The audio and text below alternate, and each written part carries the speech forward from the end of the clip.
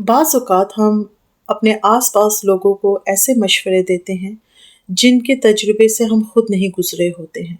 ہم تو اپنے آپ کو بڑا پھندے خواہ سمجھ کے ان کو مشورہ دے دیتے ہیں، ایسے نہ کرو ویسے نہ کرو، لیکن ہم نہیں جانتے کہ وہ کیا جھیل رہے ہیں۔ میری اپنی زندگی میں ایک ایسا واقعہ ہوا جس کے بعد میں نے لوگوں کو یہ مشورہ دینا ہی چھوڑ دیا کہ آپ کو کیا کرنا چاہیے اور کیا نہیں کرنا چاہیے، جب تک کہ کسی نے خود نہیں مجھ سے پوچھا۔ واقعہ یہ ہے کہ ہمارے کالج میں ایک لڑکی پڑھا کرتی تھی جس سے میری الیگ سلیگ تھی۔ شروع میں تو وہ لڑکی اپنے پیسے لے کے آتی تھی، کالج میں کینٹین میں کھاتی تھی، کوئی پرابلم نہیں تھا، لیکن کالج کے آخری دنوں میں اس نے ہر لڑکی سے پیسے کا تقاضا کرنا شروع کر دیا۔ کبھی میرے سے 10 روپے لے لیتی تھی، کبھی میری فرینڈ سے 15 روپے لے لیے۔ تو ہمیں بڑی حیرت ہوتی تھی کہ یہ لڑکی پہلے تو پیسے نہیں مانگتی تھی، اب یہ پیسے کیوں مانگنے لگ گئی ہیں؟ پھر ہمیں پتہ چلا کہ اس لڑکی کے جو والد صاحب تھے وہ سعودی عرب میں جاب کرتے تھے، اس لیے ماں بیٹی جو پاکستان میں رہتے تھے ان کا بہت اچھے طریقے سے گزر بسر ہوتا تھا، لیکن ان کے والد صاحب کا انتقال ہو گیا اور ان کے کمانے والا کوئی بھی نہیں رہا، تو وہ ماں بیٹیاں غربت میں زندگی بسر کرنے پہ مجبور ہو گئی۔ اتفاقاً اس نے اسی ڈگری کالج میں ایڈمیشن لیا جس ڈگری کالج میں میں نے اور اسی کالج کی 10-12 اور لڑکیوں نے ایڈمیشن لیا تھا۔ تو ظاہری بات ہے کالج کے کلاس میٹس دوبارہ ایک نئی جگہ پہ بھی جمع ہو گئے تو ہمیں خوشی ہوئی۔ یہاں پہ بھی اس لڑکی نے یہی طریقہ رکھا کہ وہ صرف ان لڑکیوں سے پیسے مانگتی تھی جو پرانے کالج میں اس کے ساتھ پڑھتی تھی، نئے لوگوں سے وہ پیسے نہیں مانگتی تھی۔ تو مجھے دکھ ہوا، میں نے اپنی امی سے بات کی تو امی نے کہا زکوٰۃ وغیرہ تو ہم دیتے ہیں، تم اس کا خرچہ لگا دیتے، تو ہم نے اس کا ماہانہ خرچہ لگا دیا۔ اب وہ ہر مہینے آ کے میری امی سے پیسے وصول کرتی تھی۔ اس زمانے میں موبائل وغیرہ تو ہوتے نہیں تھے کہ ہم اس کو آن لائن ٹرانسفر کر دیں، تو اس کو آنا پڑتا تھا۔ ایک دن وہ میرے پاس آئی تو میں نے اس کو اپنا ایک نیا سوٹ دیا۔ وہ میں نے بمشکل 4-5 مہینے پہلے سلوایا ہوگا اور اس پہ کوئی نشان نہیں تھا، بالکل اجلا چمکیلا سوٹ تھا جو میں نے اس کو دیا۔ 1 مہینے کے بعد جب وہ دوبارہ اپنا خرچہ لینے آئی تو میں نے دیکھا اس سوٹ کی حالت خراب ہو چکی تھی، جا بجا ہلدی کے نشانات، تیل گرا ہوا، چائے کے نشانات، اور وہ اتنا بوسیدہ لگ رہا تھا، مجھے یقین نہیں آ رہا تھا یہ وہی سوٹ ہے جو میں نے اس کو 1 مہینے پہلے دیا تھا۔ میں نے بھی 5-6 مہینے اس کو استعمال کیا، 2-3 دفعہ تو ضرور پہنا ہوگا، لیکن میں نے تو اس کی وہ حالت نہیں کی تھی۔ تو میں نے اس کو کہا کہ تم نے سوٹ کے ساتھ کیا کیا ہے؟ میں نے بھی اس کو اتنا عرصہ چلایا، پھر تمہیں تو سوٹ پہننے کا طریقہ ہی نہیں آتا، مطلب کہ تم اس کو پہنو، پھر تم اس کو جب استعمال کیا تو اتار کے دوبارہ الماری میں لٹکا دو یا ہلکا سا دھو کے سکھا کے لٹکا دو، اس کی یہ حالت کیسے کی ہے کہ 1 مہینے کے اندر یہ بوسیدہ لگ رہا ہے اور یہ بالکل چیتھڑوں کی طرح ہو گیا ہے۔ تو اس نے مجھے کہا کہ میرے پاس زیادہ کپڑے نہیں ہیں پہننے کے، میرے پاس 2-3 جوڑے تھے پہلے، اب تم نے یہ ایک جوڑا دیا، تو میں جب کپڑے بدلتی ہوں، کچن میں کام کرتی ہوں تو یہ گندے ہو جاتے ہیں۔ لیکن میں نے اس کی بات نہیں مانی، مجھے لگا وہ پھوہڑ ہے، مجھے لگا کہ اس کو کپڑے پہننے کی تمیز نہیں ہے، پھر مجھے لگا شاید غریب ہے، اس کو کپڑے پہننے ہی نہیں آتے، اس کو پتہ ہی نہیں کہ چیزوں کی حفاظت کیسے کرتے ہیں۔ میں بہت غلط تھی، اور اس بات کا اندازہ مجھے اس وقت ہوا جب میں نے ایک ٹیک اوے کھولا۔ جب میں نے ٹیک اوے کھولا تو میرے پاس زیادہ سٹاف نہیں تھا، کیونکہ میں پاکستان میں تو رہتی نہیں کہ آسانی سے سٹاف مل جائے، تو زیادہ تر کام مجھے اور 1-2 لوگوں کو رکھ کے خود ہی کرنے پڑتے تھے۔ کوکنگ تو ساری کی ساری میں ہی کر رہی تھی۔ اب جب میں نے کوکنگ کرنی سٹارٹ کی تو میں نے روزانہ اپنی عادت کے حساب سے نہا کے ایک نیا جوڑا نکال کے پہنا، نیا ان اے سینس کہ جو ہم ریگولر گھر میں پہنتے رہتے ہیں۔ ایک دن میرے ایک جوڑے پہ ہلدی کا نشان لگ گیا اور میں نے اس کو اتار دیا جلدی سے، میں نے کہا یہ دھو لوں گی، دوسرا پہن لیا۔ دوسرے دن کوئی اور نشان لگ گیا، میں نے وہ بھی نکال دیا، میں نے کہا یہ بھی دھو لیں گے۔ اب روزانہ کی بنیاد میں میرے کپڑے ایسے گندے ہونے لگ گئے کہ میرے نئے سوٹ خراب ہونے لگ گئے، مطلب کہ پیارے پیارے سوٹوں پہ کسی پہ ہلدی کا رنگ آ گیا، کسی پہ تیل چڑھ گیا، کسی پہ چائے کا رنگ چڑھ گیا۔ تو میں نے اپنے سٹاف جو میری ہیلپر تھی میں اس کو یہ کہتی تھی اس کو ہاتھ سے رگڑ کے دھو، مشین میں مت ڈالنا، بڑا تردد ہونے لگ گیا۔ تو میں نے اس کا ایک حل سوچا، میں نے اس کا حل یہ سوچا کہ میرے قدرے پرانے کپڑے جو ہیں ان میں سے 1-2 جوڑے میں الگ کر لیتی ہوں اور میں روزانہ کی بنیاد پہ وہ پہن لیا کروں گی، ایک دن ایک جوڑا، دوسرے دن دوسرا جوڑا، تاکہ جو گند لگنا ہے اسی پہ لگے اور باقی جوڑے میرے خراب نہ ہوں۔ تو میں نے ایک طریقے سے اپنے لیے 2-3 جوڑوں کا ایک یونیفارم بنا لیا، مطلب کہ 2-3 جوڑے میرے یونیفارم کے طور پہ کام کرنے لگ گئے۔ جس وقت میں کچن میں جاتی تھی میں وہ والے کپڑے پہن لیتی تھی۔ میرے وہ 2-3 جوڑے 1 مہینے کے اندر اتنے بوسیدہ ہو گئے، اتنے گندے ہو گئے، جا بجا داغ دھبے جو دھونے سے بھی نہیں جاتے تھے۔ اور میں اتنی پریشان ہو گئی، میں نے کہا میرے کپڑوں کو ہو کیا گیا یار، میں تو کبھی ایسے کپڑے نہیں پہنتی تھی، یہ بوسیدہ لگ رہے ہیں، ان پہ داغ ہیں۔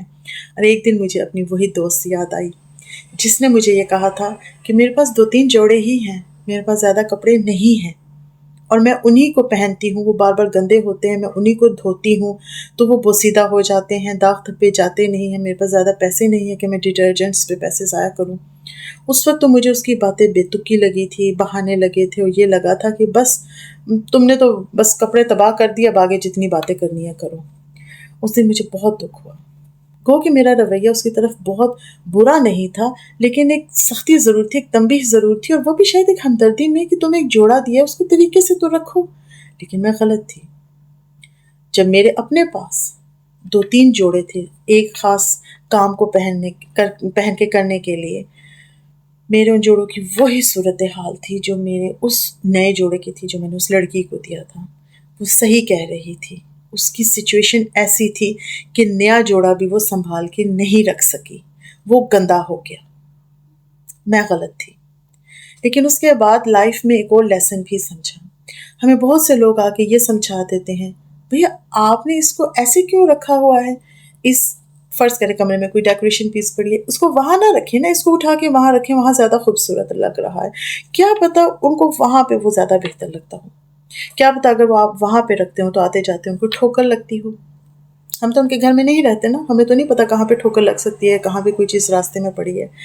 اسی طریقے سے زندگی میں بعض اوقات ایسا ہوتا ہے کہ کوئی بندہ ناکام ہو رہا ہوتا ہے، لیکن پوری فیملی، پورا محلہ، پورا کنبہ، پوری دنیا آ کے اس کو یہ مشورے دینے لگ جاتی ہے کہ بھی تم نے ایسے کیوں کیا، تو ایسے کس وجہ سے ہو گیا، تمہیں طریقہ ہی نہیں آتا، تم تو فیلئر ہو، تمہارا ایک کاروبار تھا وہ بند ہو گیا، تمہاری کوئی خامی ہوگی جو بند ہو گیا ہو۔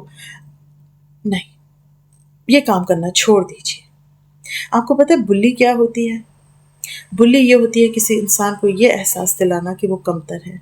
کچھ دنوں پہلے میں یہ پڑھ رہی تھی کہ اگر ایک عورت کو طلاق ہو جائے یا وہ خلا لے لے یا پھر اس کا رشتہ ختم ہو جائے تو اس کو یہ بھی کہنا یہی ملا تھا تم سے شادی کرنے کے لیے۔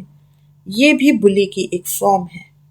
آپ نے اس کے پاور آف ڈیسیژن کو چیلنج کیا ہے، کیا پتا اس نے تو اپنے لیے صحیح ڈیسیژن لیا ہو، آگے حالات غلط ہو گئے۔ میں یہ مانتی ہوں کہ انسان اپنے لیے کبھی غلط فیصلہ نہیں کرتا، حالات صحیح یا غلط ہو جاتے ہیں، حالات سازگار یا ناسازگار ہو جاتے ہیں۔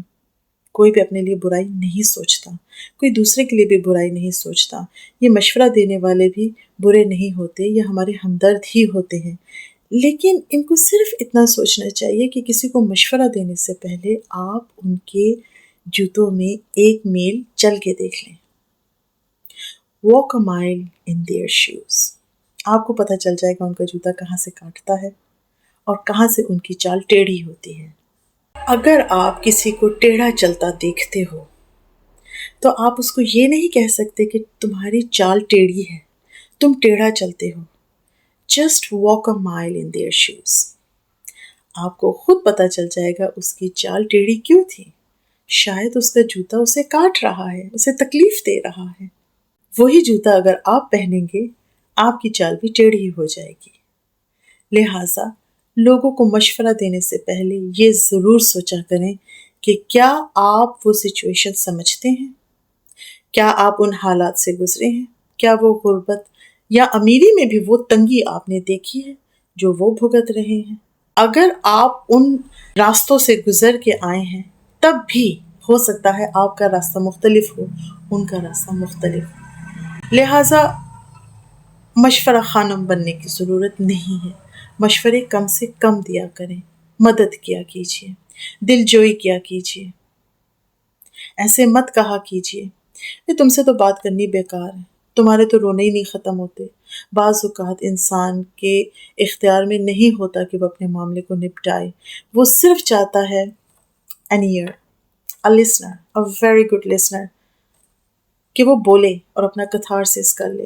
لیکن ہم لوگ تو اتنے کریٹیکل اور اتنے لاجیکل ہو گئے ہیں نا کہ تم مجھے بتاؤ تمہارا مسئلہ کیا ہے، ہم حل نکالتے ہیں۔ نہیں جی، ہمیں حل نہیں چاہیے، ہمیں حل بالکل بھی نہیں چاہیے، ہمیں کان چاہیے، ہمیں کاندھا چاہیے، ضروری نہیں ہر بندہ ہمدردی مانگتا ہے، آج کل کوئی بھی ہمدردی نہیں مانگتا، ہر بندہ بہت خوددار ہو چکا ہے، لیکن اپنائیت ہر بندہ ضرور چاہتا ہے۔ کاندھا ہر کسی کو نہیں چاہیے، لیکن کان ہر کسی کو چاہیے۔ آپ سہارا دے سکتے ہو یا نہیں دے سکتے ہو، یہ بات کی بات ہے، آپ سن تو لو، اس کو کتھارسس تو کرنے دو، اپہوگیشن آف ایموشنز، کہ وہ اپنا سارا باہر نکال کے رکھے تو تھوڑا سا لائٹ فیل کرے۔ لیکن ہم اس وقت ججمنٹل ہو جاتے ہیں، نہیں بھائی ہمیں تو یہ بات نہیں بتانا، ہم جو پھر کہیں گے تمہیں وہ ماننی پڑے گی، تمہارا شوہر تمہیں مار رہا ہے تو پھر ہم تمہیں بتائیں گے تم نے ایسے کرنا ہے تو تمہیں ویسے کرنا ہے، تو ہم تمہاری پھر آگے مدد کریں گے۔ اگر عورت کہے نہیں نہیں میں ایسے نہیں کر سکتی، ٹھیک ہے تمہیں تو اس زندگی میں رہنے کا شوق ہے، تم رہو پھر اس زندگی میں، ایسے نہیں کرنا چاہیے، یہ بہت غلط بات ہوتی ہے۔ لہٰذا لوگوں کو مشورے دینے چھوڑ دیں، ان کی لائف پہ کنٹرولنگ ایفیکٹ ڈالنا چھوڑ دیں۔ خوش رہیں۔